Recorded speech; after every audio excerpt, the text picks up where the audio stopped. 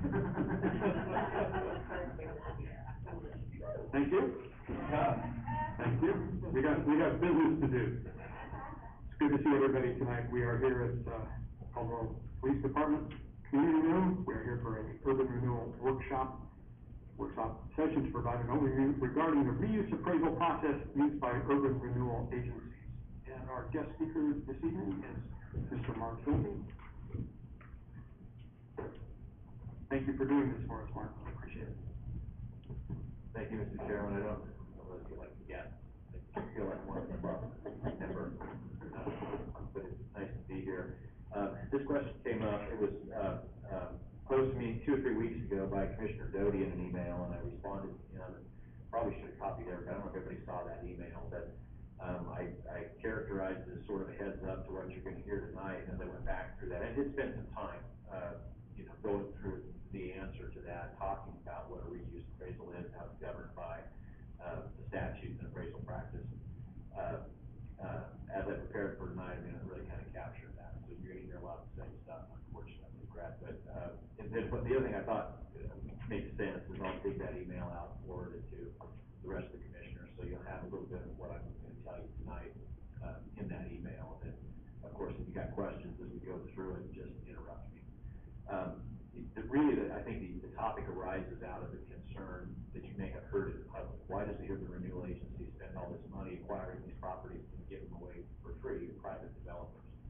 And that is a nasty soundbite. And the reality is there is some truth to that. That's a little bit like what happens, but there are some legal nuances that are important that factor in, and there's some reasons why that disposition of property occurs, not just in this agency, but I think across the country, that should really be understood. If you're confronted with that kind of question in the public, the answer is, I get why it looks that way, and I think we can be honest about that. There's a lot more going on and going into these redevelopment transactions than just giving away the property for free.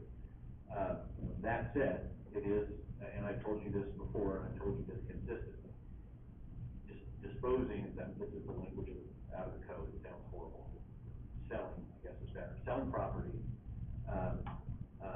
for its fair value under a reuse appraisal is an incentive for redevelopment.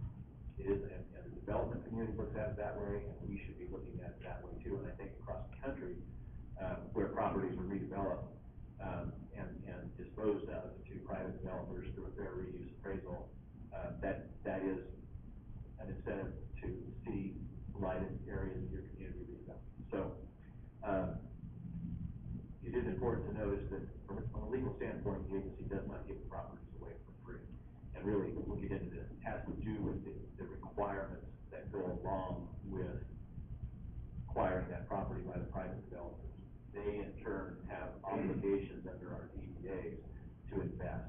And that's the factor that plays into this valuation. So initially, starting with the big picture, Idaho Code 50-2007, subsection C, does specifically authorize the agency within its area of operation. For our discussion, will be the Caldwell East area, the existing one that we've been, where this has occurred, I guess. The agency is authorized to acquire by purchase any real property and to hold, improve, renovate, rehabilitate, clear, or prepare for redevelopment any such property or building. What we're doing falls squarely within what has been authorized by our legislature. Now, that has to do with acquiring. The disposition, again, and I keep saying disposed of, and I say it because I'm programmed that way out of statute. When I say dispose of, I mean the process we go through to do an RFP, to select a developer, to negotiate a DDA, and eventually wind up at closing. If I say dispose of, that's what I mean. It's not that we're throwing it away. That's not what we're doing either. But the process is outlined in the statute. An urban renewal agency may sell its real property, I'm quoting here, such real property or interest shall be sold for not less than its fair value, Such fair value may be less than the cost of acquiring and preparing the property for redevelopment. That's important. We'll talk about why that is almost always going to be the case. In determining the fair value of real property for uses in accordance with the urban renewal plan, an urban renewal agency shall take into account and give consideration to the uses provided in the plan, the restrictions upon and the covenants, conditions, and obligations assumed by the purchaser. Okay, so that's the key for determining fair value. So it's different than fair market value, it's fair reuse value. And this is typical, not just in Idaho, for other agencies to do this. It's I think, typical across the country. And in fact, as a footnote, outside the context of urban renewal, the reuse appraiser is something that developers will look at when considering buying property for redevelopment on the private market. What can we really afford to pay for this piece of ground? If we have to go in and redevelop it, mitigate environmental contaminants or tear down buildings, they'll use a reuse appraisal to determine where their price point should be on property. And private sellers could use that process as well. If they've got property, for whatever reason, they've burned, they're dilapidated, they're unrestorable, you typically look at the property is worth what it would be worth if it were bare ground minus the cost of demolition. That's kind of a shorthand reuse appraisal. But anyway, there's a context for these types of appraisals outside the urban renewal agency world. I think this is primarily probably where they're used, and certainly this is the direction the statute is. It is a very powerful tool for the agency to acquire these properties and prepare them for redevelopment. And then in that process, you're incentivizing private dollars to come in and invest and grow the tax base. That is what urban renewal should be all about. And that's really what we've done in Caldwell. Now, there may be examples of it not being used well in other places, but that's kind of always been the goal that we've had in Caldwell, is eliminate blight and grow the tax base. And so this is a way to do that. So, for example, I'll get the numbers wrong, Steve, you may remember better than me, we're $2.5 million into the Creekside site. It was transferred for free, right? Because the reuse appraisal came back at negative several $million. We don't pay people to take the property. The price was zero. At the end of the day, they're investing about $40 million in phase one of their development, and we're going to see another large-scale investment in phase two, which is the hotel. And I have an update for you about that tonight. I talked with their development team today, and so that will be having some traction here in the foreseeable future. But that's the idea, right? That was incentivized through a reuse appraisal process. All right, so the idea is instead of looking at traditional appraisal methods, you're looking at the impact that these conditions we impose for redevelopment. Developers are required to invest their money in redevelopment sites. Actually, under the DDA and under Idaho law, they cannot sell that property until after it's been fully developed in the way that the agency requires. And if they don't want to go forward with their development, they give it back to the agency. Okay, so the idea, though, is that the agency isn't just getting cash for the property. It's getting this commitment that goes to all the benefits that follow redevelopment. That's what factors in and sort of substantiates this fair value concept. So let's break it down with some examples. And these are ones that I just came up with. They're a little bit extreme, but I think it demonstrates these principles. If I was going to sell my office building in Nampa, I would presumably be looking at evaluating that for purposes of sale through one or two different means, and any buyer would be looking at it through the same means. We'd be looking at it through traditional appraisal process. The two most common of which would be a comparable sales comparison approach, which any of you who have bought real estate and had it appraised, like your residential real estate where you live, they do it at comparable sales, right? They're looking for a house that is similar size, similar number of bathrooms, similar location, those types of things. And the appraisals really go through and make adjustments for, this house is a little bigger, this one's on a little bit bigger lot, that kind of thing. But basically, they're trying to find out what have people been paying for something that is comparable to this property? Okay, very common, perhaps the most common appraisal process. The other one that would be applicable more to an income property, okay? So my office building would be considered an income property. Somebody would want to buy it because then they could lease it out and make money. Real estate investors in residential properties, whether they're single homes or multifamily, some of you probably have done that, bought income properties before. You might look at it from an income capitalization standpoint. So if I bought, if just in round numbers, if my office building produced $10,000 of rent per year, and I'm an investor who wants to get 10% return on my investment, I would pay $100,000 for that building. Now, if I'm more conservative, and maybe I only want to get 5% return, I can pay $200,000 for that. Or if I'm more aggressive, and I want to get more than 10% return on my investment, I pay less than. But you see how that return on your investment drives price. That's another way in which my office building could be evaluated. What's the reasonable rent you could expect from a tenant? That's going to produce you an income. What are you willing to pay in order to get that income? So again, I don't mean to beat a dead horse, but these are the way that typically fair market value would be evaluated. Now, if I told a buyer, well, let's do a comparable sales approach, and we come up with 4 other office buildings in the valley that are similar to mine, and we had $500,000 price. And then I said, well, I want to add a couple conditions. Number 1, you have to tear down the building, and number 2, you have to build a World War II memorial on this site. Okay, now, if I impose those conditions, right, you see how a comparable sales approach doesn't make any sense. Neither would an income one. And it's going to profoundly affect what somebody's willing to pay for the property, because I've pretty much eliminated any possibility they're going to make any money or be able to flip the property for any price, right? And so we need to be looking at a different approach for how to value it in light of those conditions. Those are extreme conditions, I get it, but it demonstrates the principles that we're talking about. When we tell the Chase Nixus that, they told us what they're going to do and how much it's going to cost, and when we say yes, that's a legitimate redevelopment for that site, they're obligated by contract to go do it, so it comes with these strings attached. They now have risk of market fluctuations. They have risk of buildings, and they're dealing with that now. They have certain risks associated with those obligations that they undertook that they wouldn't have if we just did a comparable sales approach and gave them the dirt and they do whatever they wanted with it. They wouldn't have those risks. Then it might sit there as a vacant lot for 10 years, right? So it's those obligations that do drive price.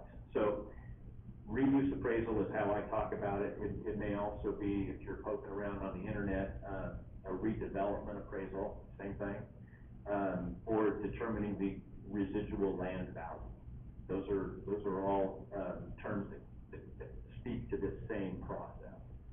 And so I've got, I don't, at the risk of beating a dead horse, I've got some definitions of it. I'll just give you I'll skip the nerdy definition that I got online and give you the practical definition, which is just one that I made up. If you impose conditions on the buyer affecting the use of the property post-closing, it affects the desirability of the property, and that impacts the property's value in an arm's length transaction. Okay. So I mean, we'll only pay $100 for property that has no strings attached, because I can do anything I want, including sit on it and see if the market rises. It would cost me anything other than what I'm buying it for. But once you start telling me what I have to do with that property after closing, right, if that could, and CC&Rs in a modern subdivision are just that way. If I need a home where I need to park my trailer in my front yard, and I can't do that in my subdivision, right, then maybe I'm looking at paying less for that property and offsetting the cost of the storage facility. Right? It's just the same kind of thing.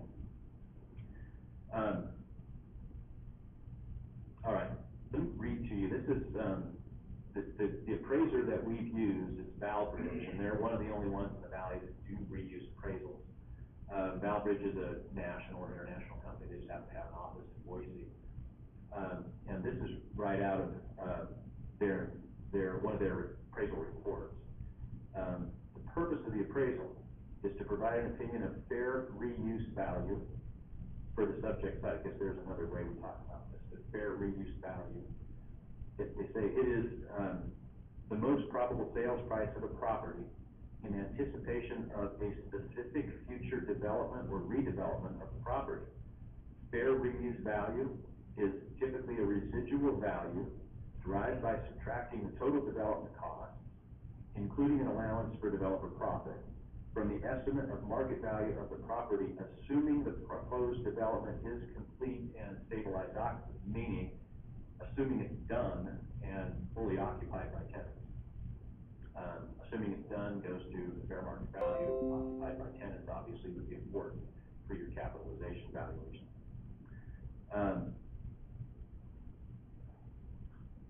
And then it talks about the development agreement, which they look at. But basically they're, and I think I've described it this way, working backward to determine what a fair price is that this developer should be able to afford to pay for the property.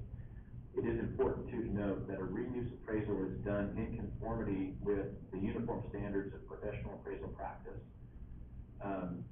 The Interagency Appraisal and Evaluation Guidelines, the Code of Professional Ethics and Standards for appraisers. So in other words, this is a legitimate appraisal process. This isn't something that's made up to comply with Idaho law.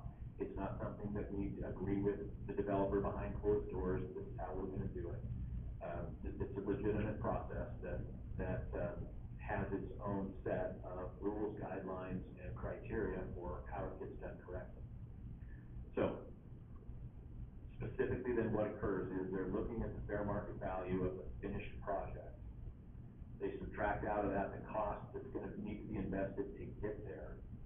They subtract also an allowance for developer profit. That is not something that the developer tells the appraiser what they want. It's something that the appraiser determines based on what the market is where the redevelopment is occurring. What is a reasonable rate of return? That equals the fair value, and then subtracting those two things from the fair market value gives you that fair reuse of value. It has been below zero every time we've done it, and that's not surprising. It's probably below zero in most places. The agreement does provide, the DDA provides, that regardless of the result of the reuse appraisal process, the property's not going to be sold for less than zero. So that's the way we get to, it looks like you're giving away the property for free. It is a well-established, broadly practiced, and legitimate process that arrives at that point. And so with that, I know that's kind of a load, but breaking it down to its simplest form is you've got to consider the fact that you're not just selling property, you're requiring it to be redeveloped in a very specific way through the DDA process. So, questions? Questions for Mr. I have some, anybody else a chance to know? Mr. Lynch, you want to weigh in on it? Probably the most experience. Thank you, Mr. Chairman. Really, maybe more comments and questions. I want to echo Mr. Hilty as far as other areas doing this.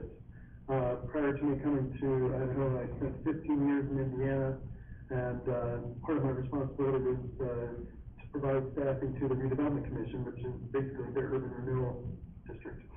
And the process there, again, it was the same, very, very similar. I think it was redevelopment appraisals that we sit there, and as a quick side note, I thought that your definition was still pretty nerdy, as it was in. Let me read it out. But the process in Indiana was slightly different, and what they would do is an RFP would go out, and then a proposal would come in that matched very closely to the proposal. It would go to the legislative body, or the governing body, and the traditional process was that the developer would ask for the property at a zero cost. The legislative body, or the decision makers would decline that. They would say no, and then the next instruction was to take that back to staff to work on negotiating through the process. Through that negotiated process, they would get the redevelopment appraisal. Would that come in? And based on that, they would say, we do continue to recommend transferring this property or disposing this property, choosing property for a zero or whatever the redevelopment appraisal came in. A couple of occasions, there was some cost associated with it, so, if we pay $1,000 for the property, it may come back, and then they said, based on what the investment's gonna be, either zero or maybe it's $200. So there would be an adjustment based on that redevelopment appraisal. So, again, kind of to echo your point, that was experience that I actually had for about 15 years in the state of Indiana, where they in fact just did the same thing, but a different process, but the same thing in essence. Thank you, Mr. Aldridge. Yeah, so I've always struggled with this. I think your explanation was wonderful. I completely, understand where, when the urban renewal agency goes to buy it, we pay it like there's gold underground. And then when we go to sell it, we have a use appraisal and it says zero value, so that always trips me up. But my point goes one value step further, and at what point does the developer get to use that property for collateral with the bank? And what number is the bank seeing that property? Does that make sense? Yeah, and you reminded me that I did skip over one of the points in my outline about just this issue of how we buy it and then how we dispose of it. We're buying it based on a comparable sales approach, or what typically be a comparable sales approach of some kind. So we're out there buying it at fair market value, because the agency's acquiring it with no strings attached whatsoever. And so we're in a different world, and that's why there's that not always, but generally gonna be this disparity. And why the legislature specifically allows for you to dispose of it at less than what it costs to acquire, because the legislature recognizes the big picture. So, sorry, I forgot to make that point. To move on to your question about financing, immediately upon closing, once they own it, they will use the property for collateral. The bank, so the deed that gets recorded from the agency to the property, the developer, is a very special and long-winded deed that speaks to all of the obligations that the developer has assumed, and then incorporates the DDA itself by reference. Okay? So when the bank is lending on the project, the bank understands that this needs to be built. And if the developer defaults, the bank can certainly step in and repossess the property, but they're gonna have to continue with the development, find another developer, or come renegotiate with the agency. So the project is always gonna be used as collateral, right out of the gate, as soon as it's acquired by the developer, so that they can get going with their finance. But that doesn't alter the rights that are reserved by the agency. And that was my question, was developer comes in with big dreams, it falls through, but the bank is already on the note, but the bank has to follow all the requirements or come back to this body. Correct. Now, that doesn't mean we couldn't have a problem arise, right? If the developer gets $12 million into a project and can't finish, then everybody's got a problem. But the obligation of the bank would be to finish the project, or to find a developer that could. Now, this is where I'm confused, and this may not be a question you can answer. We paid X number of dollars for the property, so on the fair market, the value, let's say value is $500,000. The developer acquires it from us at a zero value. Is the bank back at $500,000 on collateral, I'm assuming? I don't know exactly how that works. If the bank would be looking at, it'd be a construction loan, right? Mm-hmm. So, there may be some kind of an initial draw, but I'd be surprised if there was an initial draw for the property and it's being transferred at zero cost. But what the bank's gonna wanna see is they're gonna pay monthly as they see improvements occurring on the site. Right. And my whole reason for the question is some developers are more skilled than others, but I don't want them getting a step up with the bank on our dollar, our taxpayer dollar. Right. I do, and I don't know the extent to which that occurs, because I'm generally, I've never been privy to those internal financing documents between the developer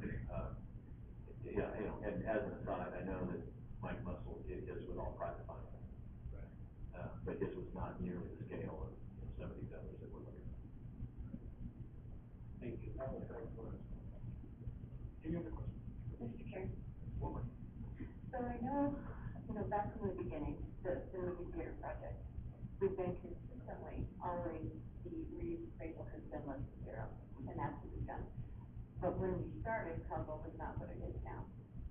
So, I'm looking at perhaps the properties on Kimball, whether the odds that those are gonna be the same, that, there could very well be people fighting over that property.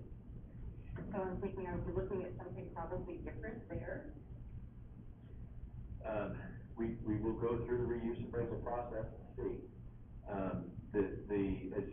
As I think through, the generic formula for it,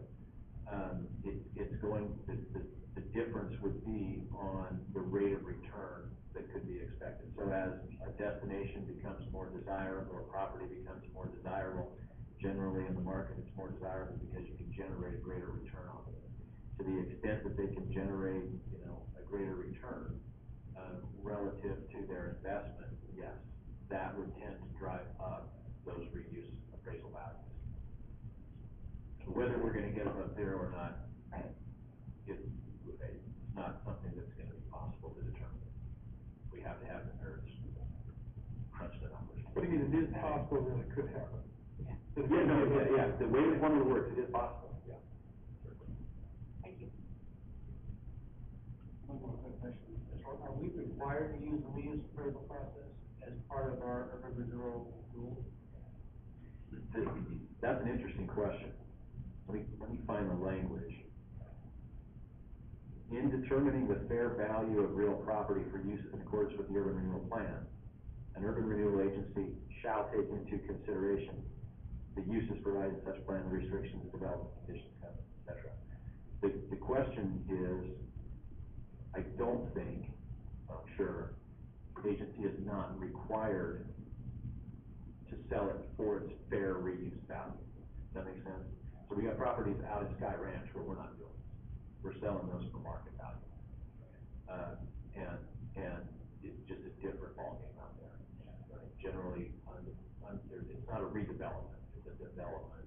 And so, even with the one we did the RFP on, for Lincoln Property Group, that was one where, there was no incentive there based on reuse.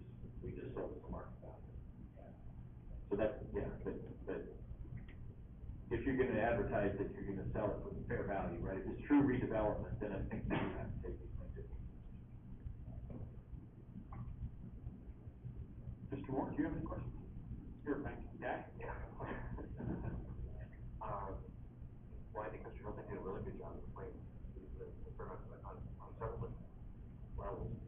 I guess I have a question, and I'm not quite sure what I can ask, but what, for an individual to come forward and say, I'd like to, propose, what kind of credential what kind of a check is there into that person, or that company that they're associated with?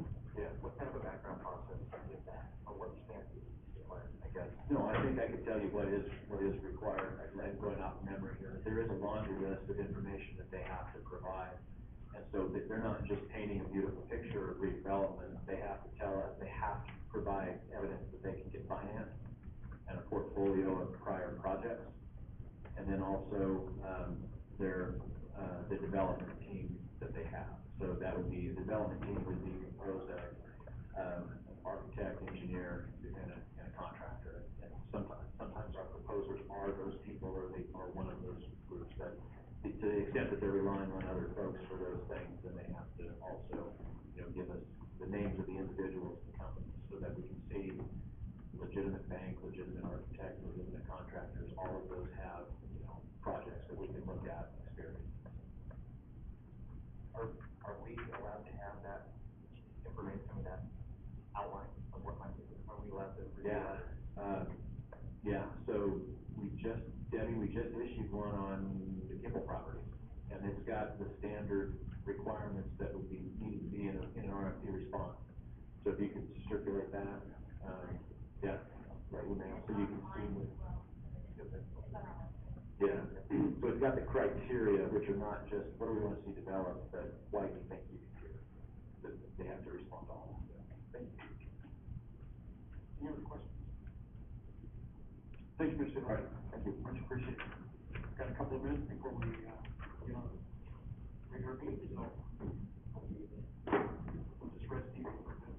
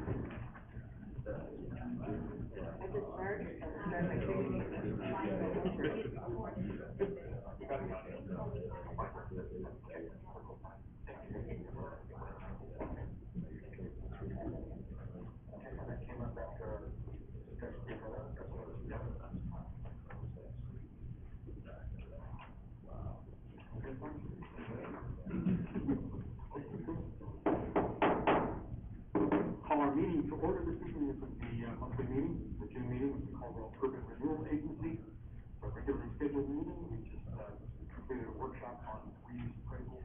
And again, Mr. Hilton for his time explaining all this for us. Would the secretary call the roll? Commissioner Porter? Here. Commissioner Warwick? Here. Commissioner Polk? Here. Commissioner Doty? Here. Commissioner Allgood? Here. Commissioner Moore? Here. Commissioner Ramirez? Here. Okay, good. We have a full complement this evening. As we do with every meeting, is there a conflict of interest with anything on our agenda this evening for the commissioners? We're not seeing any, so thank you very much. Brings us to the public comment portion. Are there any members of the audience that would like to address the commission on any items that are not on tonight's agenda? Mr. Williams? No, thank you. All right, thank you. That takes us to the consent calendar. Do we have a motion on the status of the consent calendar? Mr. Chair, Ms. Warwick? I move we approve the consent calendar as noted. We have a motion by Ms. Warwick. Do we have a second? Second. Second by Mr. Ramirez. Any discussion? Okay, all in favor of? Oh. That's right. Would the secretary call the roll? Warwick? Yes. Allgood? Yes. Ramirez? Yes. Moore? Yes. Porter? Yes. Doty? Yes. And yes. I'm sorry. And Polk, I'm so sorry. Yes, Mr. Polk. This takes us to our first item of old business. It's an action item. Consider resolution approving proposed first amendment to the purchase and sale agreement with LPC West dated March 14, 2022 regarding the purchase and sale of plus or minus 23 acres of real property located on the Speed Parkway. Mr. Hilton. Thank you, Mr. Chairman. I'm gonna tee this up a little bit and then turn it over to Trevor Nickel, who's here from LPC West, who's the developer on this site, talk in more detail about what brought them to this point. But generally, there's three components to this proposed amendment. One is to extend due diligence and closing, and I think that has to do with their process for financing, and I'll let Trevor talk about that. From a substantive standpoint, a more substantive standpoint, I should say. The amendment creates what I'll refer to as a purchase price holdback in the amount of $900,000. That would provide a fund out of the purchase price that would be used to bring additional electrical power to the site. What I think everybody assumed all the way along, going back to when McCain was entitled on this property, was that there would be sufficient power for the kind of development that was being required under the RFP. that LPC West responded to. They found out that that's not the case and that this is a problem that's affecting development valley-wide. We, as staff, you know, on behalf of the agency, had advertised this as shovel-ready property for industrial redevelopment, and without sufficient electricity, it's clearly not that. So, the request was to have the agency fund that delivery of power. We went back to them and said, how about, you know, we create a fund out of the purchase price, so that we know that it gets done. We're not just gonna reduce the purchase price or pay for the power. And then as the costs are incurred by Idaho Power to do that,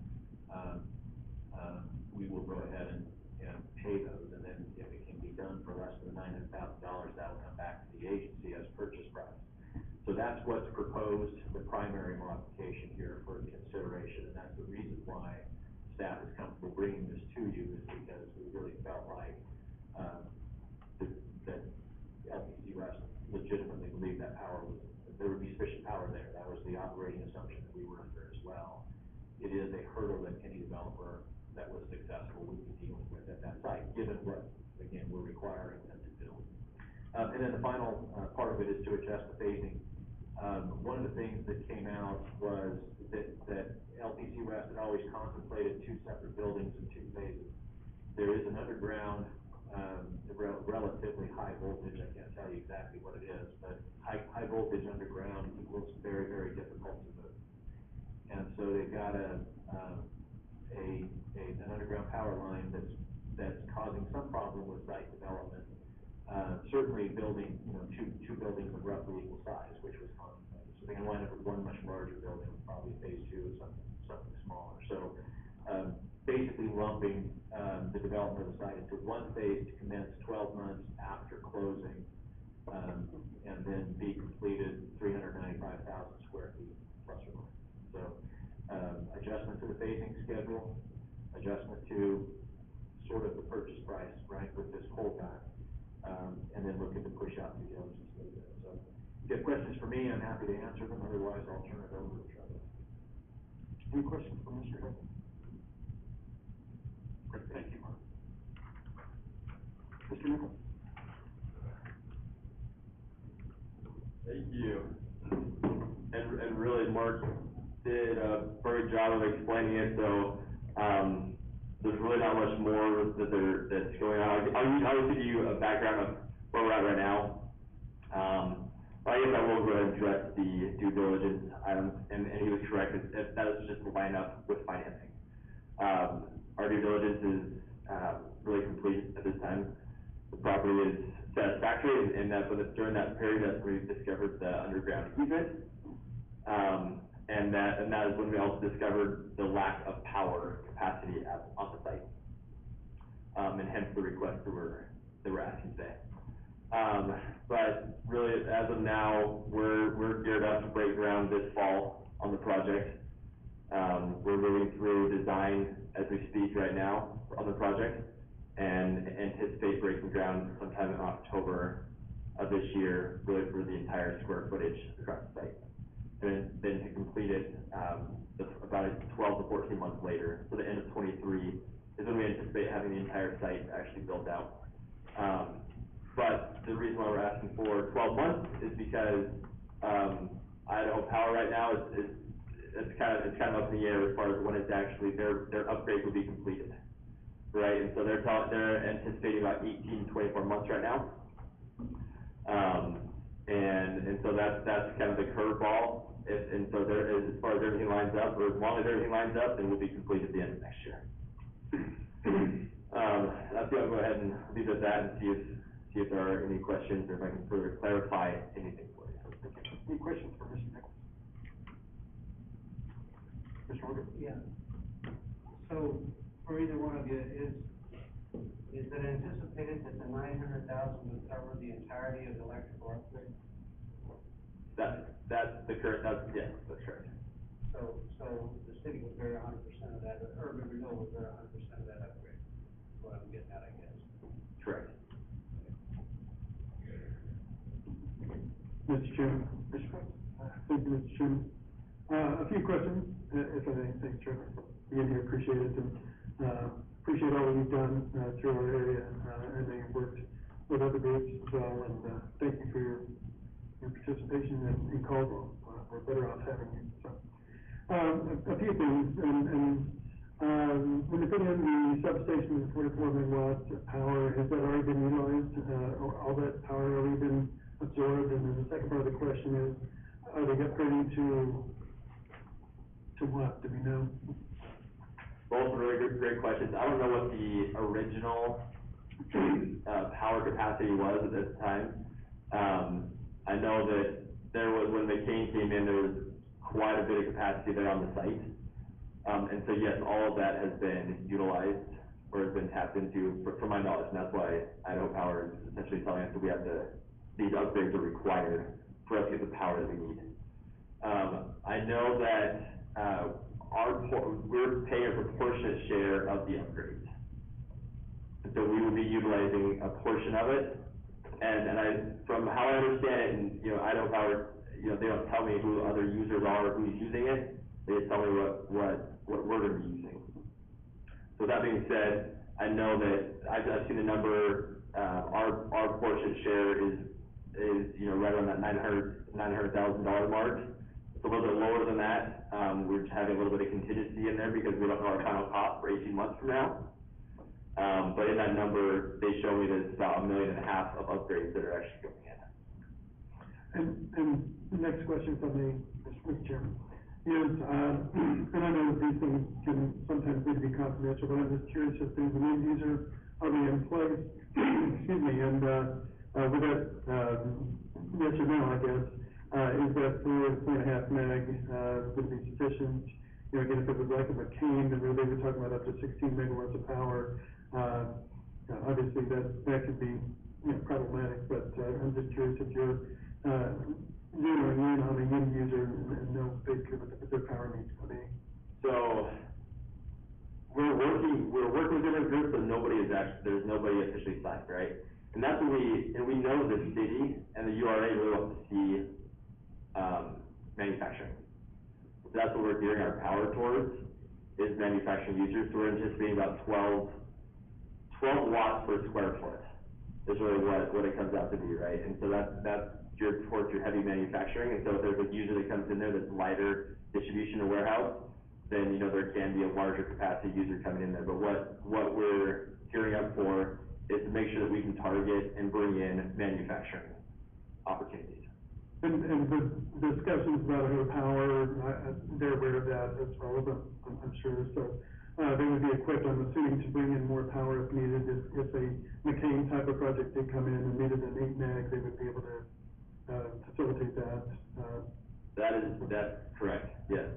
And then as part of these upgrades, they're reserving that power for us for just a limited period of time as well.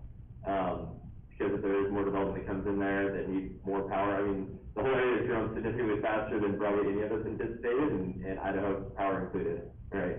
But that is the goal, to bring enough power in there that McCain Foods can come in and use the space. Okay.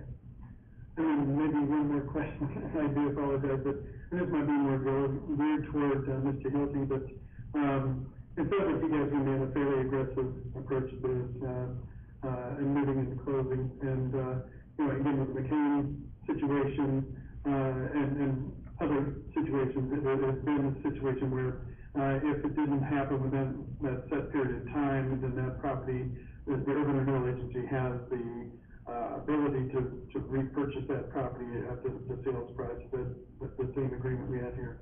I suspect that's not what we would really want to do, based on the prices that we're looking at, but I just want to make sure that was the agreement that was in place, that, again, Trevor, we have all the faith in the world in you, but sometimes things do slip up, and I'm just trying to see it. All right, thank you, Mr. Chairman. Any other questions for Mr. Evans? I will, read this resolution. I just have a question, but not Mr. Nichols, for Ms. Mitchell. Sure. Hey. When we reacquired the property from McCain and then resold the property, we saw some, improvement in dollars, with that resale, and we've made some other decisions based on that money. holding back 900,000, how will that affect our budget based on what we saw ourselves going forward as?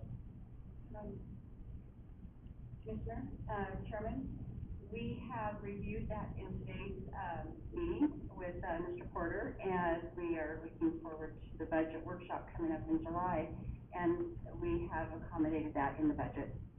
Okay, so that unexpected expense will be able to cover that?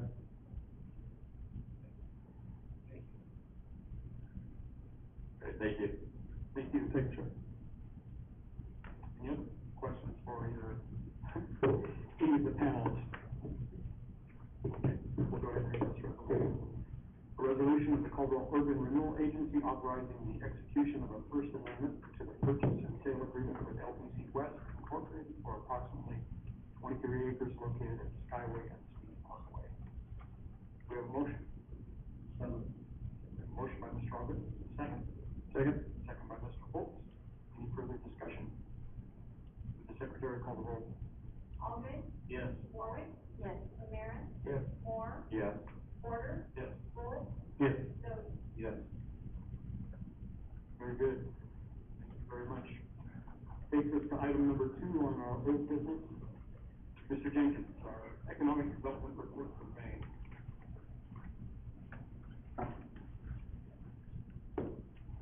Evening, Commissioners. Thank you for your time in advance.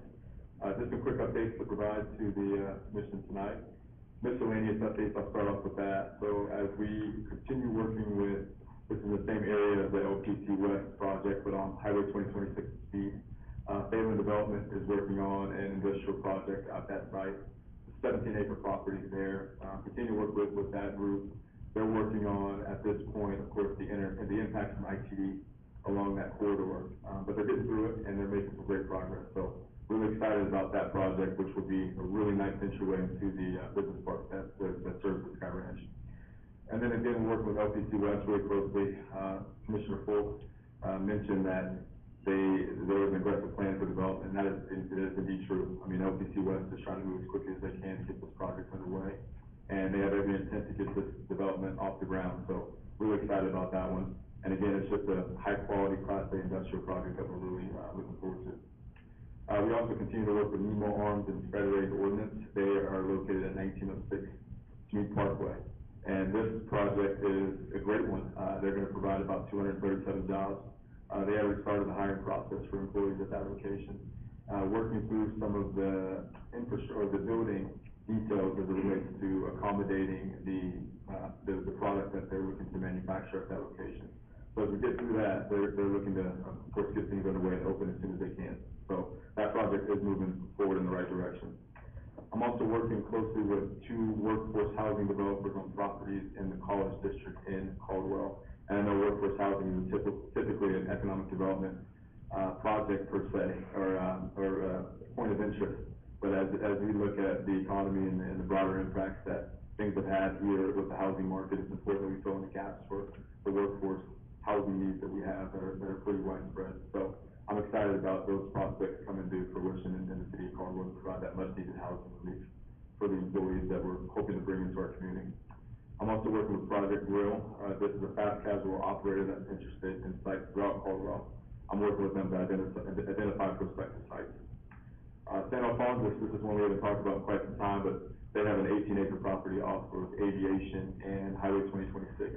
And they are moving forward with their plans for a 60,000 square foot medical clinic at that location.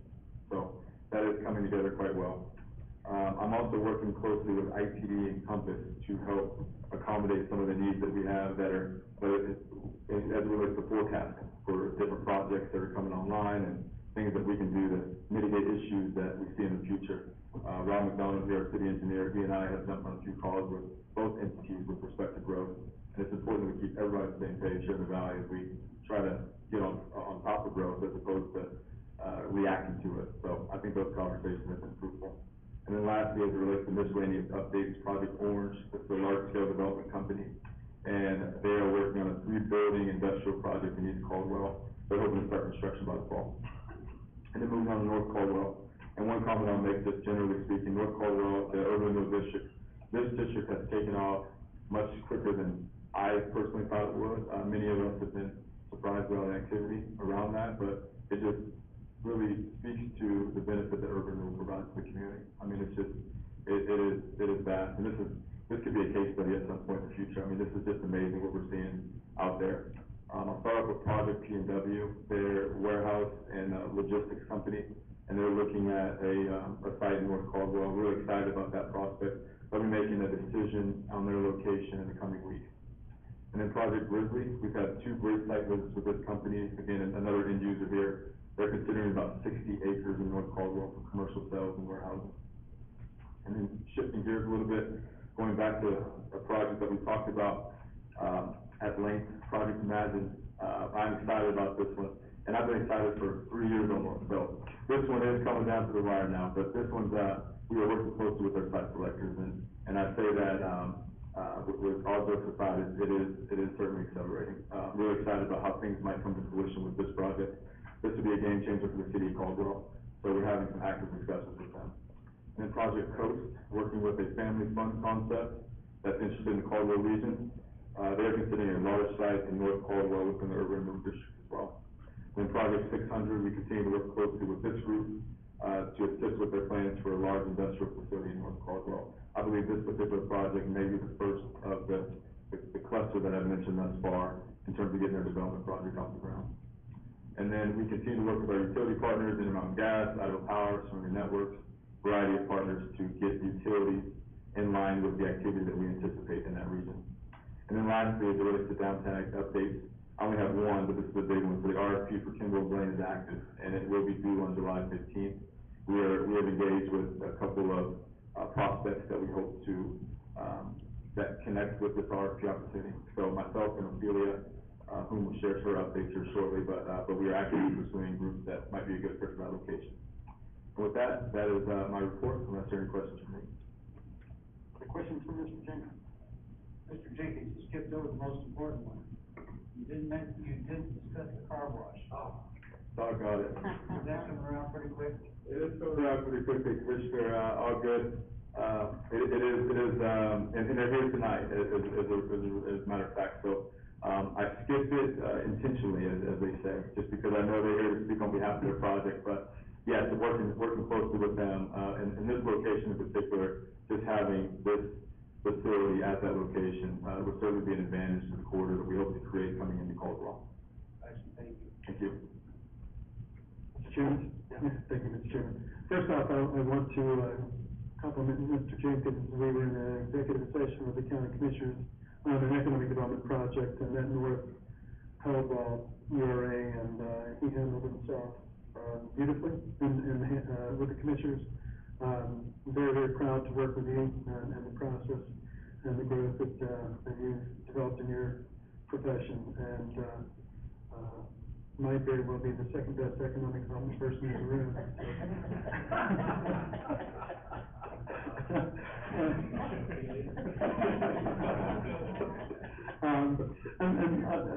The question I do have, and this might be more a Mr. McDonald question, but it sparked when I saw that you're in communication with ITD and Compass, but the expansion of 2026 to Milton Road, is there an update on that? Obviously, that's a strong economic development project that we would be looking at, so I'm curious if there's an update on that.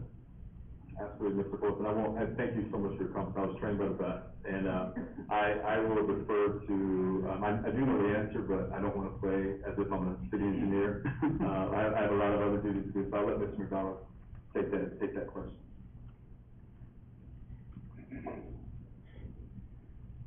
Thank you. Commissioner Fultz, to answer your question, the update on 2026, I have not received any updates recently, but probably about a month ago, the information I had received was that the project is supposed to be starting this summer or fall, and it's an 18-month project, and that includes widening 3 lanes. It would be 3 lanes in both directions from the interstate all the way out to Middleton Road, with traffic lights at KCID and Roar also added. And so I think within probably the next, 2 or 3 months, we should start seeing some movement out there. Thank you. Mr. Moore? Mr. Chairman, I have a question for Mr. Chicken. So, and not to go into a real walk thing here, but what are you seeing with the rising rate environment that we're in right now? What are you seeing with the people that you're talking to, the contact that you're seeing? Yes, Chairman, Commissioner Moore, you know, it is, it's an uncertain time within the development community, but I haven't seen, or haven't felt the slowdown from this perspective quite yet. I've heard murmurs of activity and things of that nature, or folks that are paying attention to the market, of course, but as it relates to activity, we haven't seen anything quite yet. I still see people development groups that are moving in the same direction with the same momentum that they had, previous to any of the concerns that were out there. So it's yet to hit this community, and it could perhaps hit us entirely different than the rest of the nation. So I'm hopeful that we'll have a soft landing there. Thank you. Thank you. Very good. Thank you, Stephen. Thank you. Appreciate it. Ms. Morales? Welcome. Thank you. Good evening, Commissioners. I'm going to start with a couple of updates on projects, downtown projects. So Project Renewal, I reported a few months back with the driving business in Canyon County, and we were looking for a location in downtown Caldwell. That project is Craft Lounge, in partnership with Brick 29, and they will be locating, where the former Lavazza is Buffalo, and they're looking to open August 1st. So we're excited about them and build our community. Project Yellow, they are still interested in our downtown, and they are looking to submit for the RFP on 213, 215, and 217. And just an update on the RFP, I think I sent this to Stephen right before the end of the day today, or at least I'll be in the office. We did get a proposal for that RFP, so that went in now, and like Stephen mentioned, they are due on July 15th. Project Red, that was a salon that was looking for space in downtown. That is Creekside Hair Salon, and we did make an announcement as well on our Facebook page, and they are located at 318 South Kimball, which is the monthly development place. Project North, this business is looking to tap into our wine region success, and they are currently looking at our downtown. Project Local is a successful local restaurant that's looking for, to relocate, and they are currently looking at downtown as an option as well as 2026. Project Fork, they are a successful local restaurant that's seeking space, in our downtown. They are currently being quoted by other communities, and they're looking to stay in our downtown, and they're looking at a 3-story building. They're looking at a restaurant, office space, and another restaurant on top. So they're currently looking for space, and we're assisting with finding properties in our downtown. And Project Can is a retail shop that's looking to offer unique services in our downtown. We currently don't have that type of business in our downtown. We have a few in Ada County, and that's about it. And then just an update on 510 Arthur Street in Ross, Connecticut. That space has been vacated and can now be used for temporary parking. The 2 previous tenants have found space in Caldwell. And those are my updates, and I'll stand for any questions. We have some questions for Ms. Morales. I don't know if it's for Mr. Chair, for Ms. Morales or Mr. Hilty, but we talked about some signs at 510 Arthur was vacated. I believe on our trip, we mentioned we probably should wait until it was vacated, we move forward with that signage to let people in, maybe get it out, and then there is parking available at it. Yeah, currently I think we have signage for tolling, and that's about it. So we can probably get that removed. Thank you. Thank you. That brings us up to our new business, and the first item of new business, action item, is to consider a resolution approving a request from Bluebird Car Wash LLC regarding financial support for infrastructure costs associated with property at View Road, Franklin Road, and Caldwell. Is this you, Rob, or Bruce speaking to this matter?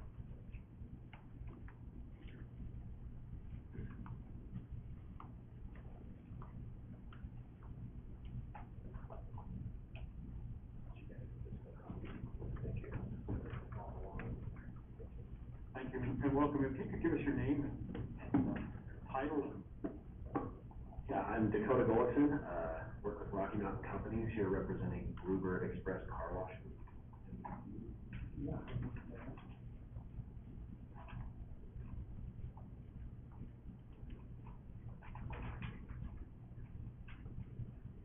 While we're getting that queued up, I'd just like to first of all say thank you for allowing us to come here and present our case, to partner with Urban Renewal. Like I said, I'm Dakota Gullikson, I work with Rocky Mountain Companies. We're a developer, and we typically represent Bluebird Car Washes, pretty close ties. The owner of Rocky Mountain Companies, his sons have started Bluebird Express Car Washes, and we have 3 in the Treasure Valley or in the valley already, and we've got 3 under development right now. I was really excited to hear you, council member Alka, say that Bluebird was the most important project from the economic development. You're making my job too easy.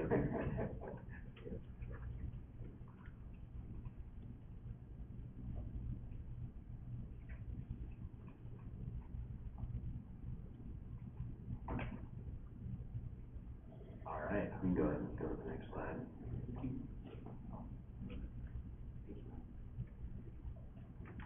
Okay, so we kind of have 3 goals coming into this with Urban Renewal and the city of Caldwell, and that's really the first one is to create a holistic improvement and enhancement of this important corridor. I'll get into this later, but there's over 1,000 vehicles that travel through this part of the city during peak hours. So I just feel like that's a ton of vehicles, and a lot of vehicles coming off the highway, the interstate right there. And I will definitely touch on some of these key points here, but number 2, with the city partnership, creating a welcoming interstate exit. This project is located off of the interstate on Franklin. I believe it's exit 29. And then the third is to move our Bluebird culture to another growing city, which I think our culture for Bluebird really matches that of Caldwell. Bluebird has a big essence on charity, and their core values that I've got written on, I'll touch on later, are pursuit of excellence, serving with humility, being accountable, and delivering smiles. So I'm going to try to do some of that while I'm up here. Site location, like I said, is exit 29, right where Franklin Road is, and right where Franklin turns into 21st Street. So you'll see the stars there showing the location, and then that square circled in black is the site with your kind of dirt circle and your asphalt circle right there. This slide really represents what we are requesting some funding for. And it's the improvements on Franklin Road and Commercial Road. So Franklin Road, with the capacity of how many vehicles are traveling on Franklin, we are going to be required by the city engineers, for good reason, to have a deceleration lane into our site in that location. So there's a lot of roadway improvements there, including some sewer capacities that are going to have to be moved, electrical that's going to have to be moved, and then the improvement of the landscaping, obviously, because it's not going to be sagebrush and dirt and their occasional RV there anymore. We're going to be putting our site. So along Franklin Road, you got the deceleration lane that's going to create a safer exiting strategy for people that want to come into our site, not just for us, but also for the Burger King, for the Best Western, and any other commercial entities that are going to be coming into this area. And then city engineering also requested that we close off Commercial Road. So as you can see in the bottom right there, Commercial Road actually punches through and goes up to Franklin/21st Street. And we are being requested to close that off, perform the upgrades there to close it off and also create some landscaping buffer there so that it's not just, so that there's no access from vehicles coming from Franklin to try to turn on there, as well as no access for Commercial Road to try to get onto Franklin, pass through 3 lanes to try to turn left right before the stoplight down there at 21st. So those are the 2 roads that we corner up to that we're requesting funding for. This next slide shows our construction costs. This is an estimate from CN Company, and the total comes to just shy of $130,000 for those upgrades on commercial and Franklin with the deceleration lane. I think it's important to show what's there and, what could be going there. So you can see that there's the existing on the left. This is a view coming from I-84, so if you turn from I-84 onto, Franklin Road, start heading down towards the center of Caldwell. That's your view and what could be there. This next one is coming the opposite direction. Maybe we can click on that link for me. It's gonna bring up an internet link. Just thought it was important to show you guys this aerial fly through that shows you what the quality of our bluebirds are that we design and put together. Not your standard car wash with your white CMU splash block. Put a lot of time and effort into how we design these to make them very functional, but also kind of a beautiful, iconic car wash in the area. Go ahead and go back to the presentation.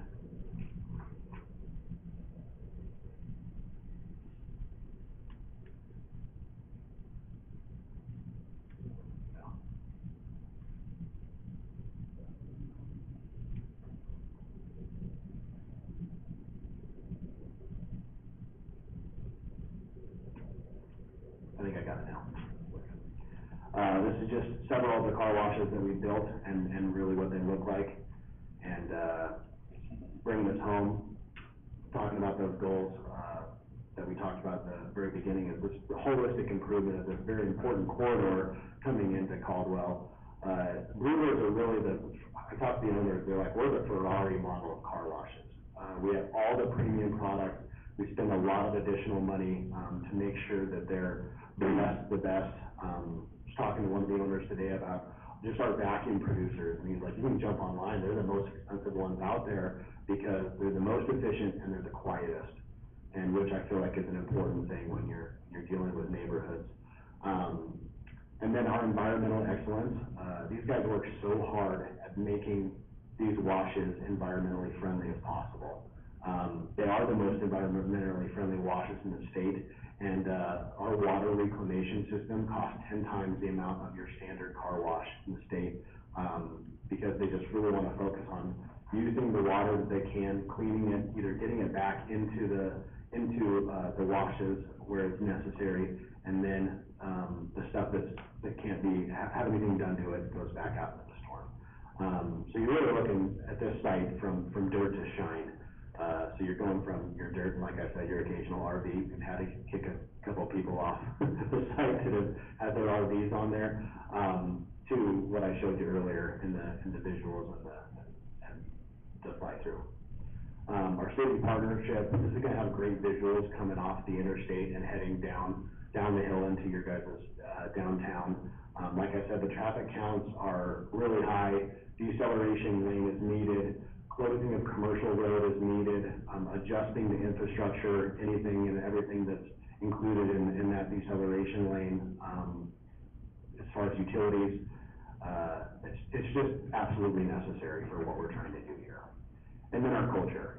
Charity, a lot of people don't know this, but Bluebird is a very charitable organization. For Veterans and Memorial Days, they give free washes to service members. They do a function called the Halloween Tunnel of Terror, where they partner up with different organizations, and anybody that's coming through and buying a one-time wash, those proceeds go to those organizations. And over the 3 years that they've been in the valley, they've made donations and partnered with over 40 different organizations. So pretty incredible stuff that they do. And these next 4 are just their values and what they stand for, and I feel like they correlate a lot with what Caldwell has, and we'll just add to the culture that you already have. And that's just a pursuit of excellence and being 1% better every single day. They really hammer this into their employees so that when you come into a Bluebird, it's made out to be more of an experience.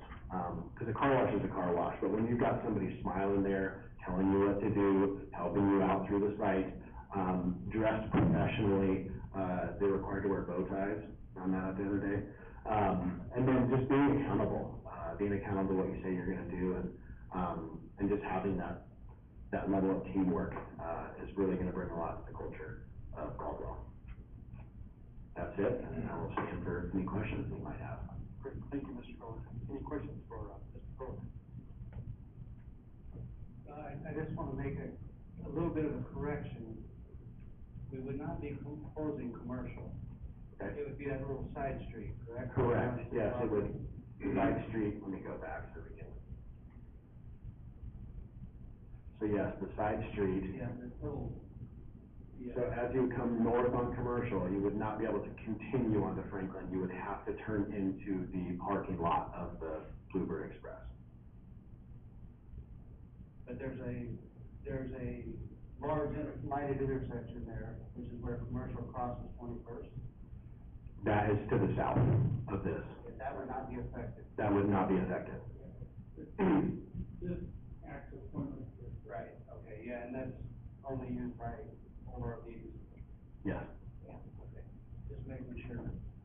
And then Mr. McDonald, the deceleration lane, would that be at the Burger King driveway or Speck Avenue, or where are we picturing that at?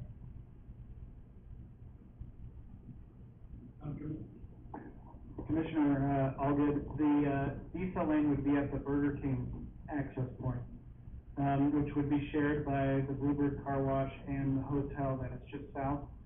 And the reason that we have required that decel lane is because of the amount of traffic we have on 21st Avenue in Franklin. That is really one of our most critical corridors, and we find that it's very important to try to keep traffic flowing safely up and down there without having a lot of stops and a lot of obstacles. So it is at that first access point turning into where the Burger King is. Okay. And Rob, you had said, a little bit earlier in the conversation we were having that they're planning to put a signal there at that corner where, between Burger King and Dutch Bros. So I've been in discussions with another development, on the north side of the road, and they are looking at quite a large development up there, and they have already completed a traffic impact study, but a traffic light was not considered at this time at the Speck Avenue, intersection, simply because of the proximity to the interstate traffic light. It's only about 300 feet away. But more recently, within the last couple of weeks, I was in a meeting with that developer, and ITD, and, they have requested to go back and revise their traffic impact study to include a traffic light at the Speck Avenue location. And so they are going back to proceed on that amendment, and then, we will be able to see what the impact of a traffic signal at that location. Any other questions for Mr. Fuller? Mr. Chairman, yeah, thank you, Mr. Chairman. Just curious for my satisfaction, I guess. How many vehicles are serviced daily on average, by a car wash like this? Do you have any numbers? Sorry to make you come.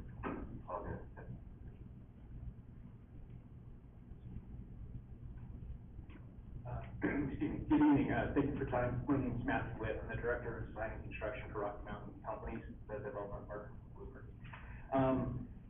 Really the volumes vary by location, driven off traffic count, but anticipation at this location on a good sunny day at peak times, probably 400 to 500 cars a day. It's really an average of about 3 to 4 minutes process time to come on site, and if you don't vacuum, to move a car through. So they like to keep traffic moving, and, on a stormy, cloudy day, we might do 50 cars, depending on what somebody's doing. But that's kind of the volumes we've been seeing with the units in the pilot. Mr. McDonald, did these volumes trigger, traffic impact studies, separately, or? So, Commissioner Foltz, these volumes, 500 vehicles a day does not trigger a traffic impact study, but the city has already conducted a traffic impact study of this entire area that was completed last year. To look at as this area builds out, and then there's some more land to kind of the southeast of this area that may potentially build, and then the building out on the north, and so we've been looking at this entire area, and so for that reason, we feel comfortable with the recommendations that we've made. But for this particular development, a traffic impact study would not have been required. Sorry, does that answer your question? Yes, it does. And then maybe something else I want to very much compliment you guys on, the design that Bluebird does. You know, something we've been talking about in Caldwell for a long time is the gateway issues. And, making an attractive gateway into the city of Caldwell, and that's been, you know, frankly, a challenge we've had. And, I do know that the product that you bring would be very attractive. I don't know if it goes through a design review out there, but, at least I know that, you guys do a quality product out there. So thank you. And then I guess the last question I would have is the timeline, assuming that everything goes through, when you hope to be breaking ground and, letting me drive through. Yeah, and, to touch on the traffic impact study, we did perform our own traffic impact study on the site specifically, so got that kind of taken care of. And then breaking ground, hopefully in the next couple months. We have submitted for permit at this point, and, so the clock's ticking, and, we're hoping to get started, end of July or beginning of August, to really be able to finish up in Q1 2023. We're excited. Any other questions? Mr. Chair? This morning. Well, correct me if I'm wrong, but what they're requesting here is not just gonna benefit them, it's gonna benefit the other businesses there as well. That is correct. The decel lane really, it doesn't just benefit the businesses as well, it actually benefits the entire corridor. And so there are many benefits to having that decel lane there. The urban renewal funding cannot go to private property development, but it can do development work within the public right of way, which this would all be. So, it would be an appropriate, if the commission chooses to approve it, would be an appropriate expenditure as far as I know.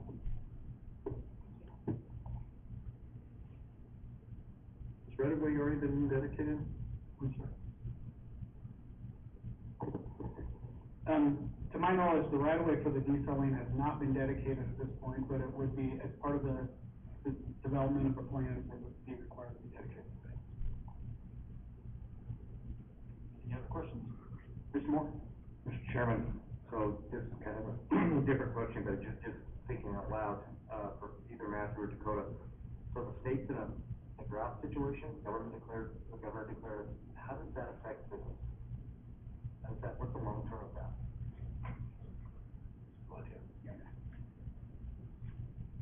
So, very, very valid question, and actually, the car wash industry as a whole is much broader than I ever knew a group existed until we got into building them. And it's actually something that the National Association has kept a key focus on, being cognizant of that across the country. And that's part of the reason with the Bluebirds specifically, that they use such an extensively sized water reclamation system. Every gallon of water that's brought on site is used a minimum of 5 times before it's then cleaned and discharged back to the sanitary sewer system. So being really mindful of the efficiency of the water, and also the particular equipment design package as the vehicle translates through the building is very specific. It's not the shotgun approach of just blow water everywhere. It's very, we have all kinds of really cool cameras and mapping for vehicles now where it washes a small sedan far differently than it washes a 4-door long bed truck or a higher profile vehicle. It only sprays water where there's a car.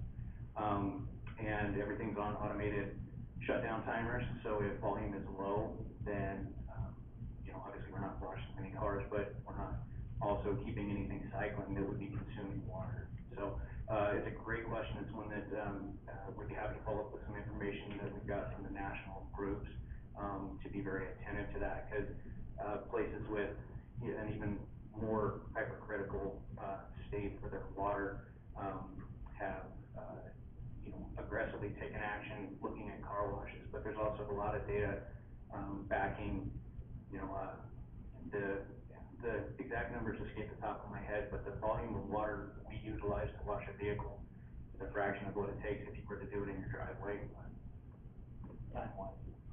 Gallon one, so, yeah, just over duration of time, but also one we're trying to be out ahead of on these two. Thank you.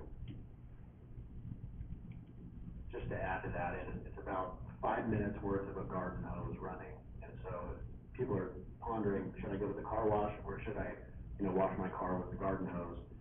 If you think you can wash your car with a garden hose in less than 5 minutes, then go for it. If not, you're gonna save more water by going to get your car washed at the car wash, or at least Bluebird car washes. Very good, thank you, gentlemen. Thank you. Thanks for your consideration. So I will read the resolution before us, a resolution of the Caldwell Urban Renewal Agency authorizing financial support for the infrastructure costs with Bluebird Car Wash LLC. Just one second before you read that, I just want to follow up on what Chris, our chairman already asked, but Carol, are you comfortable with the assessment of $130,000 or whatever it is? Yeah. That's gracious, trouble tonight. Earlier today, when we did review with, Chairman Porter here over the budget for urban renewal for the workshop coming up next month, we did take this request into consideration, and at this time, based upon current decisions and where we're at, we could, add that to our budget. Mr. Chair, quick follow-up, if I may. Is the idea, Carol, that this would be a not to exceed 129 and change? I hope that would be the language within the resolution, that it's up to and not to exceed. And then this would be a, reimbursement, request. So that way we do not exceed the amount being requested, and then we would reimburse either on a monthly basis, or we would reimburse at the end of the project with all, qualified documentation. Very good, I'll read this again. A resolution of the Caldwell Urban Renewal Agency authorizing financial support for the infrastructure costs with Bluebird Car Wash LLC. Do you have a motion? So moved. Motion by Mr. Aldridge, we have a second. Second by Ms. Warren. Would the secretary call the roll? Aldridge. Yes. Warren. Yes. Ramirez. Yes. Moore. Yes. Porter. Yes. Doty. Yes. Holt. Yes. Very good. Thank you, gentlemen.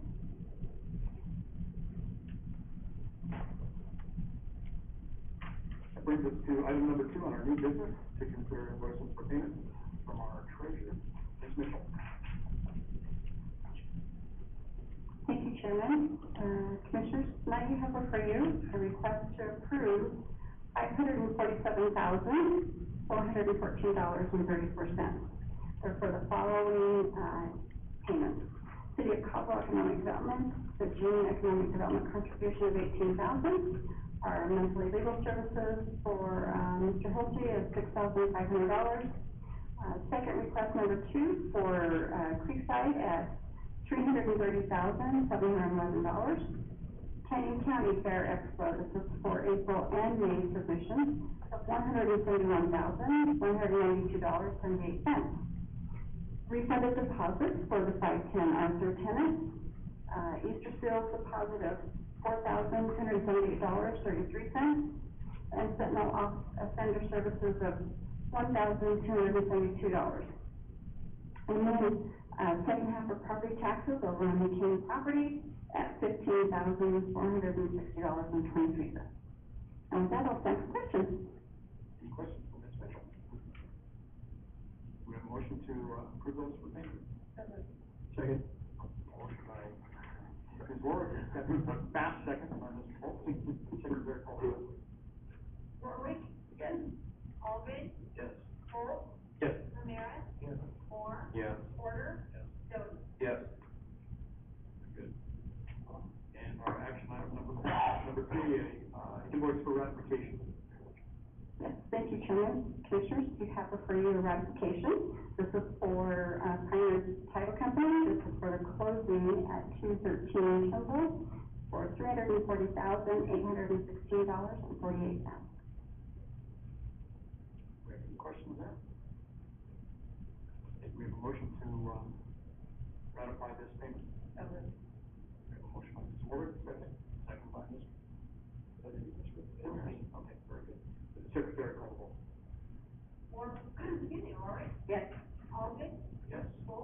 Yes. Rivera. Yes. Moore. Yes. Porter. Yes. Stover.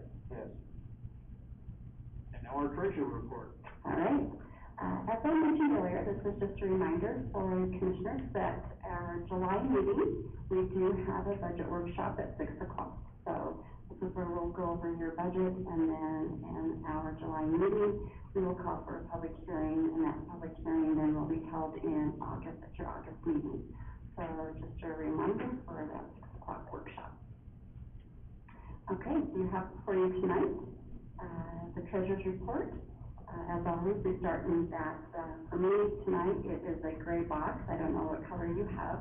And we start at the bottom. So we have $9,572,512.36.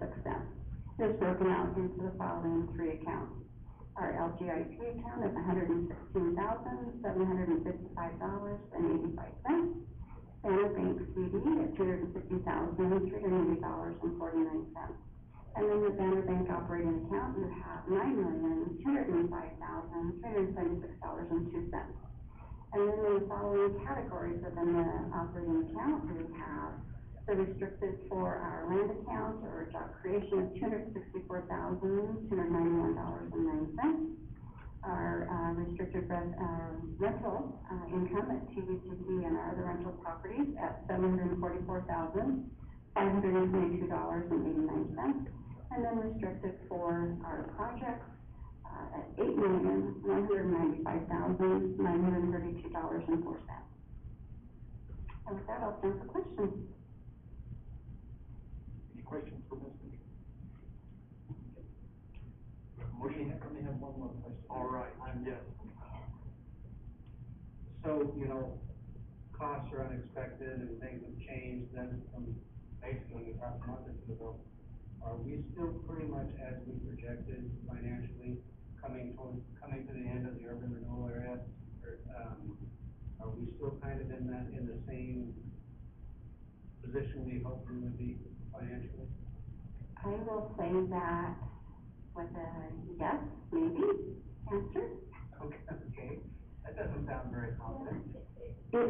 So I got the projections from the county, and I worked this weekend on revenue projections for Renewal. I still haven't got the north revenue allocation area projections, because I have some questions on the numbers they gave me. So it's just a matter of I need to understand. So they gave me preliminary levy rates for all the taxing districts within the East Urban Renewal area. And based upon those preliminary levy rates and based upon the valuation within the allocation area for our East allocation area, as long as those levy rates don't change, then the answer will be yes, Commissioner. If anybody within a taxing district changes those estimated levy rates, then it could change the structure. And then we would have to review projects. How's that? Right, and I just want to stay conservative. I don't want to, you know what I'm saying? Yes, absolutely. So again, it's just based upon how our taxing districts decide what to do with levy rates. Any other questions from Ms. Mitchell? Okay, we have a motion to approve the monthly cash reconciliation. Done. Have a motion by Mr. August. Second. Carrying this one to Mr. Moore. Mr. Moore, congratulations. Thank you. Secretary Caldwell. August. Yes. Rivera. Yes. Bullock. Yes. Moore. Yes. Porter. Yes. Stover. Yes. Warwick. Yes. Ms. Warwick, thanks for being a good sport. This takes us to our attorney reports. Mr. Hill. Thank you, Mr. Chairman. Lots going on, but I think we can move through some of this pretty quickly. Stephen already, I think, reported to you that the RFP for Kimball lots 213 to 217 South Kimball is out with the July return date on that. On Creekside, that continues to go well. I spoke with Chandler this afternoon. He sends his regrets. He intended to be here tonight to give a report, but he had something come up, and he asked me to do it, maybe I'll send him a bill for it. He said that there's several things that they're monitoring, everything seems to be moving in the right way. They are interested actually in, it's been discussed on the team, there might be an RFP for that Sixth Street Plaza, which is there kind of between, the Creekside existing property and then the other that was, is being considered by Biscuit Hogs. If that comes out for an RFP, they are certainly interested in, participating in that for purposes of the Phase 2 hotel, development. He also raised an issue with me, and you may recall in the DDA, their plan, Chase is not a hotel developer. They are gonna be responsible under the DDA for that phase, and they anticipate doing an RFP, and then selecting among proposers to develop the hotel, site there in the process of putting that RFP together. The DDA sort of gives the agency a spot at the table for working with them on that RFP and evaluating the responses. And as I recall, I didn't go back and look at the language, but as I recall the drafting of it, we were trying to strike a balance between, having no say whatsoever, just being present versus certainly we want to micromanage their project. But it was crafted to be some kind of meaningful participation by the agency, and I don't think it was really fleshed out what that would be. And so he's reaching out, wanting to know sort of what our proposal is for working with them.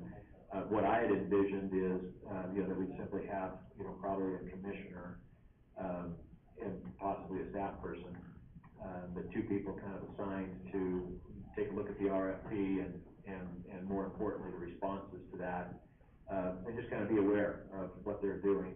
They obviously are gonna be responsible for the success of that development, so they're gonna be careful about choosing the right folks that can get it done. If there are any thoughts about that among commissioners, anybody that wants to do it, anybody that's got an idea about what that participation looks like, the Chase is reaching out and trying to figure out, how to coordinate that. So if you've got a minute to discuss it, I can certainly take that into consideration and work on it. Mr. Chair, just a quick question if I may. On the meaningful participation, as you recall, there was, talked about this before, where we had a hotelier that had put in a proposal and it went from a boutique hotel into more of a,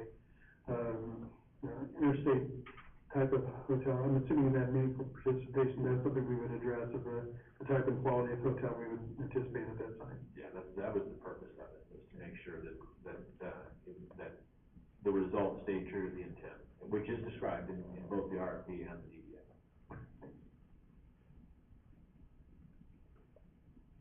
Do we need to make a decision on that, or?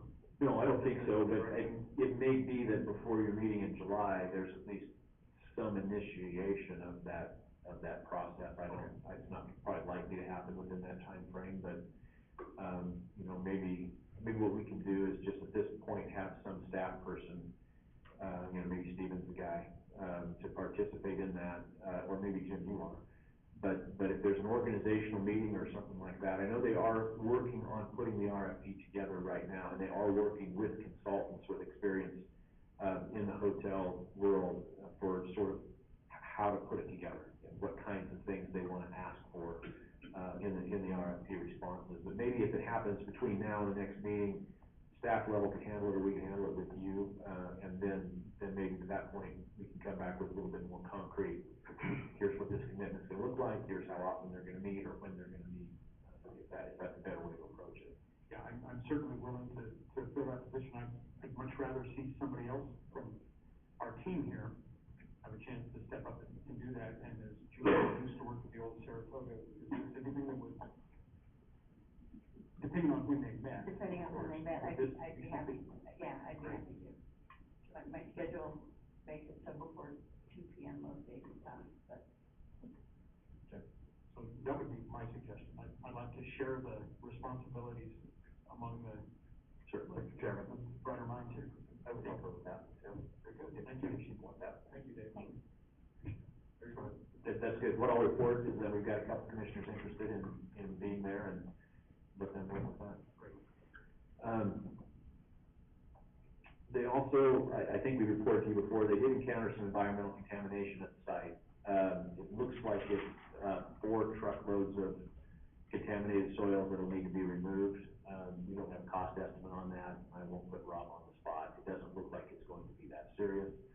But that is an agency responsibility because the DDA does provide with the ground, that we inspected it and cleaned it prior to the RFP going out.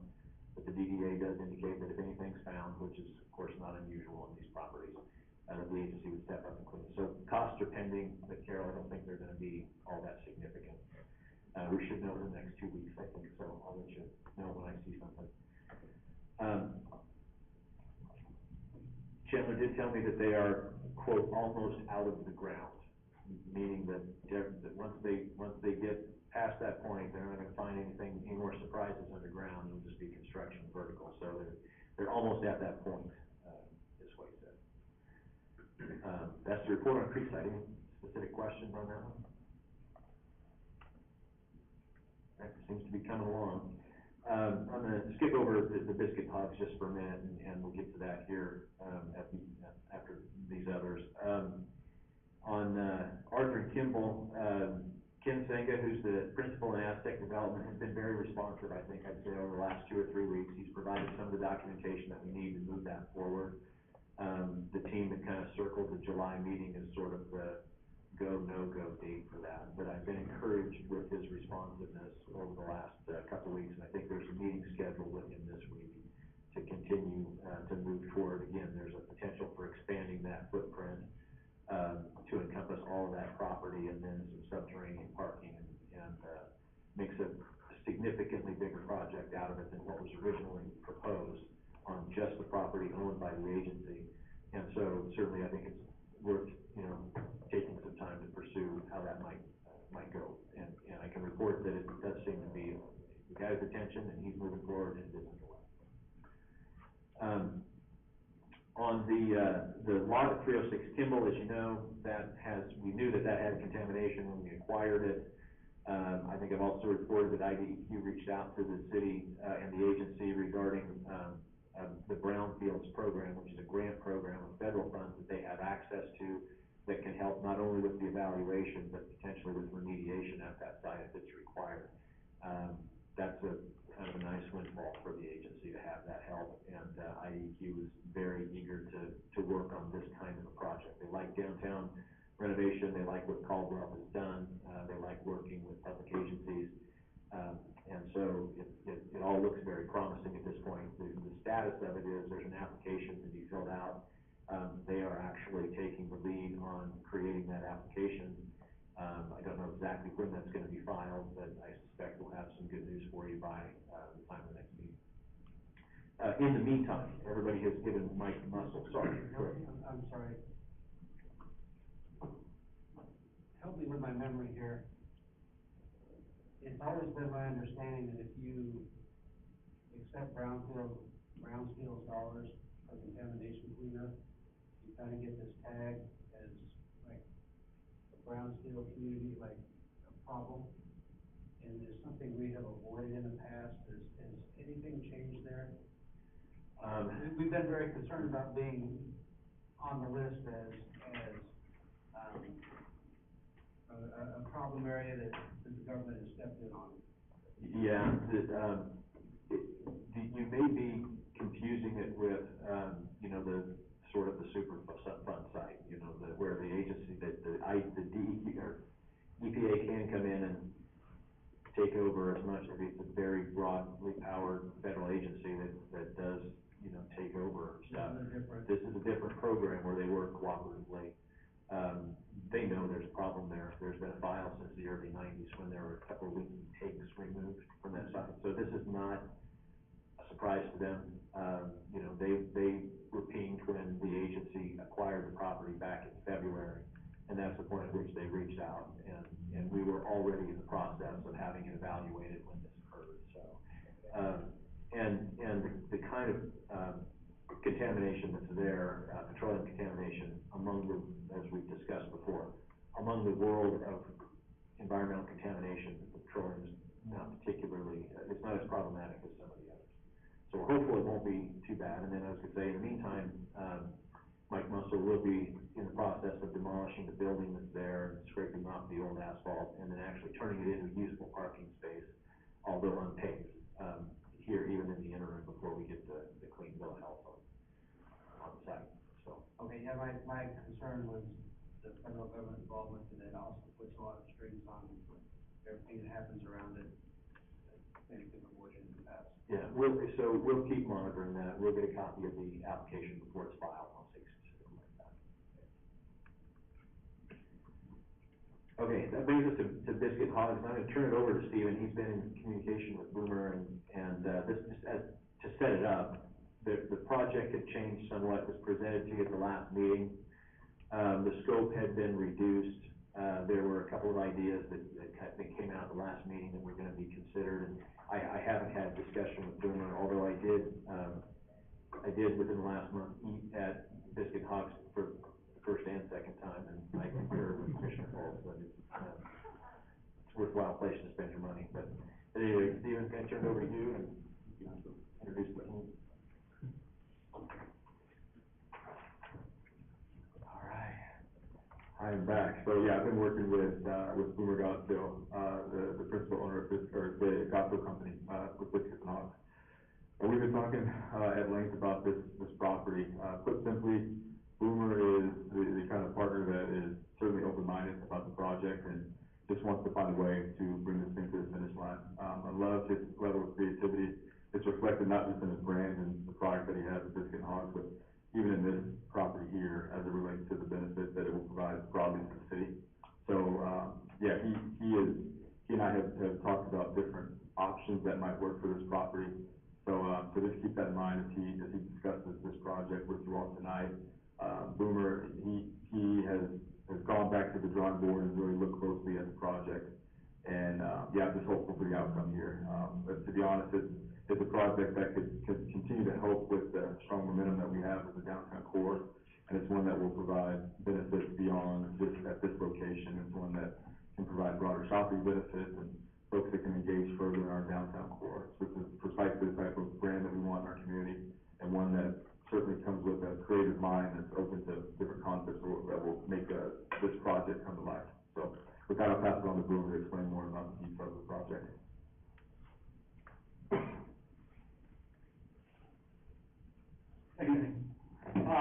So from the last time we talked, we went to the drawing board, talked with, been working with Alturas, who's I believe worked with the city, for a few projects.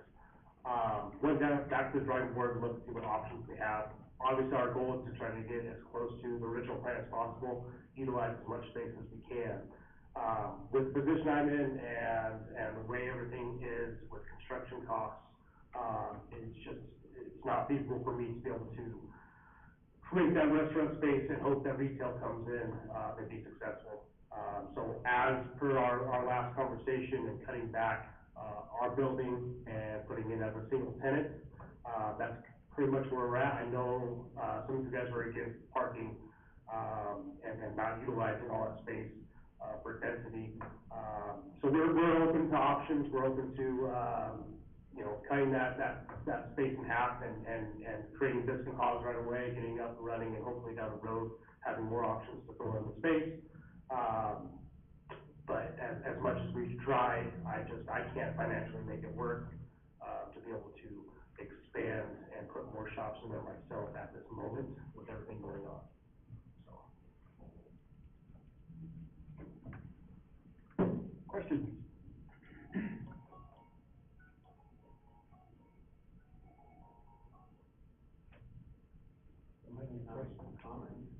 Mr. Dooley?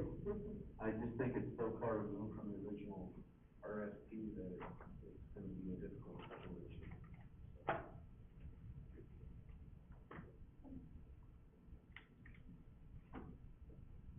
I have a question, Mr. Chairman. So, with an additional business to make it owner-occupied / non-owner occupied, is that pretty difficult, right, to kind of put together on your end? Is it? Yeah. Financially? Without having somebody lined up right away is the issue. It's getting to be about the price point. The last time we talked, I think Steven brought to me the average, lease rate, rent rate going on for office space, retail space. For us to be able to build it new, even with the ground not factored into it, it's over double what's on the market. It's just not feasible for somebody to run a successful business, especially if our goal is to get local business, right? Maybe a big, retail chain or something like that, they could probably make it work. Somebody has the capital, the funds to go ahead and pay everything cash. Yes, but right now, we're looking at like $33 a foot without them putting their money into it to actually get it dressed up for them to open, not including inventory and all that stuff. So, this last year, everybody knows the last year's been very difficult. It's only getting worse as far as construction goes. We've played it many different ways, to try to make it work. And as far as expanding past what we have, where we know when we open, we will be successful. We'll be there for years and years and years to come. Can't say that about bringing in the retail right at this point.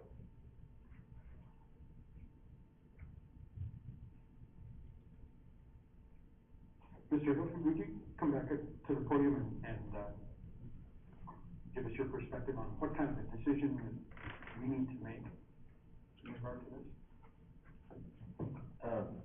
Yeah, certainly. So just to back up, there was an RFP submitted by Biscuit Hawk that showed some of this additional retail space, and they were selected as the preferred developer based in part on obviously the entire scope of the project.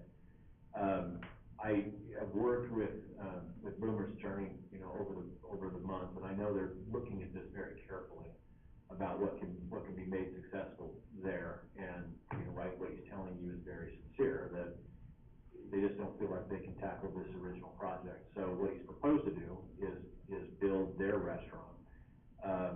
And I think from the staff level, we felt like that was enough of a retreat from the original proposal that we felt it was really a decision the agency needed to make. Great to have them downtown. I agree with Stephen on that. But the question is whether this is the right density of redevelopment for the site. There's no easy answer to that. One thing that we could do, so let's say the decision is, yes, we'll go ahead and approve this based on the renderings that you saw last time, which showed basically just the Biscuit Hawk's restaurant with adjoining parking. So that's available, right? He's telling you he'll do that. So that's one option. The other option is say, no, we're just gonna go out for a new RFP, and if Biscuit Hawk wants to participate in that, with a scaled down project, that can compete with everybody else on the same, that's a possibility too. I guess there's a third option. I don't mean to be kicking the can down the road, but, I think, whatever you decide, right, we're gonna be back here in July talking about this. If you decide to go forward, we're gonna have to finish up that DDA and we'll bring it back for approval, okay, based on what he's able to do, proposing now. If you say, no, we're not gonna do this, and we'll come back anyway to do another RFP and probably have that reviewed and approved at the July meeting as well. Maybe a third option is, if you're not comfortable with what he's proposed now, maybe you send us with the understanding being that there will be a new RFP proposed at the next meeting. But if there's a way to refine this project, we talked about eliminating parking and saving that for another user. There's lots of interest in downtown. If there's another user that can come alongside, and Boomer, you'd have to be a part of it. You can't force anything. Yeah, no. Right, but if there's another month of discussion that can get us there with another user that you feel comfortable about, with, an expanded footprint of some kind, maybe we come back with both of these things on the agenda in July. One would be a new RFP, and one would be, another shot at this based on, some kind of expanded density of some kind, or maybe even just without the parking, right? If the parking is reserved by the agency for another RFP, or something of that nature, maybe that does then create the density that we're looking for, just with a separate user down there. So I think there's a middle ground again, where we can continue to work with Boomer and hopefully get there. There's a spot for this user downtown. particularly, you know, I think somebody mentioned before, nobody serves breakfast, in downtown Caldwell, and, you know, that's, so anyway. Mr. Chair. Mr. Berger, in order to postpone it once with no update or change of plans, we just wait no longer. I don't think it sounds like it's gonna change any, I can't remember when the last meeting was, but about a month, right? I don't think waiting another month is going to produce any different outcome from this group knowledge. So I would propose that we put it out forward and then let the people, and if they just give us a notice with that RFP or it's awarded to them, and we'll go forward with this thing. The location of that property and the value of that property, I think we would be lacking if we don't at least look at other options. Mr. Chairman. Question, maybe real quick, Mark, and excuse my ignorance in this, but, this agenda, I don't see this as posted as an action item for tonight. Is that an issue at all, for decision? Yeah, it's a good point. It probably should have been done, and my apologies for not getting this on there as an action item. The agency does have the authority under the RFP to terminate negotiations at any time. And with that said, in all honesty, as I had mentioned in the past, I'm very supportive, I've eaten there numerous times. But I tend to agree with Mr. Betty that, you know, the RFP was kind of specific to a certain area, to a certain degree, and this is, in my opinion, enough of a deviation from that, I don't know that I would have a comfortable feeling today, approving it as it is.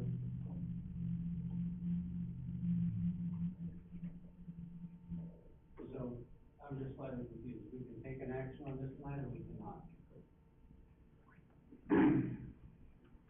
Yeah, we better, you can give us direction, but I think this is a legitimate concern about this not being agendized as an action item. The process that I would recommend, if the inclination of the agency is to go a different direction or reissue the RFP, we'll prepare that, and then, bring it back on the agenda for approval to issue the new RFP at the same time we terminate negotiations on the existing one. So that'd be but I think we do really need direction from you at least, even though there's no formal action taken. Any further discussion on that, or does that seem to be the tone and direction we want to send? Would it be possible prior to the next meeting for us to see the RFP that was in existence that we did previously, just to see what it looked like before we arrived at the July meeting? Okay, that's well, okay, yeah. I'm good with that. Okay. Again, is that the direction that we want to send Mr. Hilty out with, like, to prepare a new RFP for consideration? And so we have a line. I tend to agree. I don't want you to think that we don't want you to make it, we do, we do. I'm just trying to figure out a way to make that happen, and to make everybody happy, and to make it fair, because there were other people that responded to that RFP. And if we allow something to go in there that is not responsive to that, it might create some bad feelings on the part of some other folks, you know, that are good business people do. I think that's the direction. Mr. Gotzel, we would encourage you to look at the new RFP and submit again. Yeah. We share everybody's disappointment, and we understand the circumstances that you find yourself in too. So we appreciate your honesty and transparency and bringing us up to speed. So thanks very much. Mark, is there anything else on the attorney reports that you need to enlighten us on? No. Okay, thanks. Commissioner reports, Mr. Pohl. I did fail to mention this earlier. I want to commend Ms.